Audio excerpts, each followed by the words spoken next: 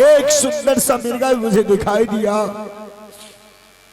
और मैंने उस मिर्गा को अपने बाणों का शिकार बना लिया। लेकिन मैं अनजान था, मुझे ये नहीं पता था कि वो सुंदर सा मिर्गा 700 मृगनयनी में एक ही सुंदर मिर्गा है। और बाबा 700 मृगनयनी आकर मुझे श्राप दे दिया क्या राजन, जिस प्रकार से हम 700 मृगनयनी दर की ठोकरें खाओगी,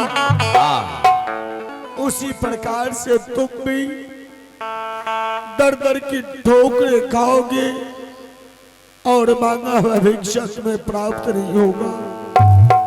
बाबा बोलो गोपीचंद। और जब मैं रोने लगे तो 700 मृगनयनी ने कहा क्या राजन, हे श्राप से मुक्ति पाने की रास्ता सिर्फ गुरु गोरखनाथ ही बता सकते हैं। ये तो सत्य बात है, जो मेरे शरण में आता है स्वयं उसे मैं रख लेता हूं शरण में। इसलिए बाबा आज मुझे इस श्राप से मुक्ति पाने की कोई रास्ता बताइए बाबा। ओ, तो तुम्हें मुक्ति का युक्ति चाहिए? हाँ बाबा। तो ठीक है, युक्ति का मुक्ति अवश्य तुम्हें बताएंगे, परंतु तुम्हें चोला बदलना पड़ेगा। क्या? हाँ राजा गोपीचंद, तो ये शाही पीताम्बरी उतारना पड़ेगा? बिल्कुल उतारना पड़ेगा गोपीचंद। और उतारने के बाद आपका गेरुआ वस्त्र मुझे धारण करना पड़ेगा? हाँ, और इसके बाद तुम्हें एक नहीं 3 काम करना पड़ेगा। बाबा बताइए वो कौन सा कठिन काम है, मैं अवश्य कर लूंगा। तो कान खोल के सुनो गोपीचंद, कठिन से कठिन तुम्हें रास्ता पार करना पड़ेगा।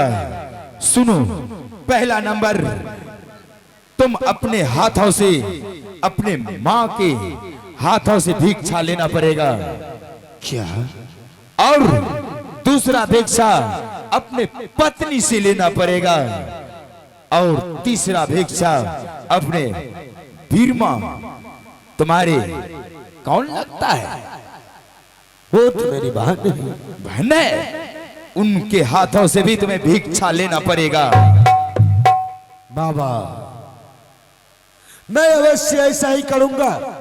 इस श्राप से मुक्ति पाने के लिए मैं अवश्य अपने माँ के हाथों से और अपनी पत्नी के हाथों से और अपने बहन के हाथों से भिक्षा लूंगा बाबा। तो इतना ही नहीं, 80 मन तिल और 84 मन गुदरी ला करके मेरे पास जमा करना पड़ेगा गोपीचंद। ठीक है बाबा, मैं ऐसा ही करूंगा।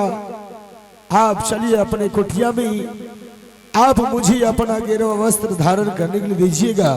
तो ठीक है राजा गोपीचंद, चलो मेरे साथ अपने तिरकुटी पहाड़ पर, मेरा माही कोटी है, माही चोला बदलना तुम। आहो आजुदीन हो बाबा, चल बाबा